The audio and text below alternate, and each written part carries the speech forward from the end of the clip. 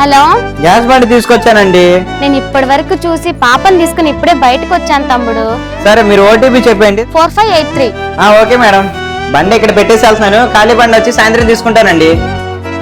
బాబు, అది సిలిండర్ ఎక్కడ దొరకట్లేదు, బ్లాక్ లో మాకేమైనా ఇస్తావా? లేదండి, టైట్ గా ఉన్నాయి బండ్లన్నీ, ఇవ్వలేము. ఏ మున్నా, అక్క, ఏమైంది? మన ఓటీపీ చెప్పమన్నావు, చెప్పాను. గ్యాస్ వచ్చింది, ఇంటి దగ్గర పెట్టేసి వెళ్తానని చెప్పావు కదా, పెట్టకుండా వెళ్ళావేంటి? గ్యాస్ లేక ఎంత ఇబ్బంది అవుతుందో తెలుసా? పాపకు ఆరోగ్యం కూడా బాగాలేదు. కర్రీ పై నుంచి కర్రీ తెచ్చుకొని రైస్ కుక్కర్ లో అన్నం పెట్టుకుంటున్నాను తెలుసా? ఏమైంది? నేను మాట్లాడుతున్నాను, ఏదో టెన్షన్ పడుతున్నావు, చెప్పు మున్నా.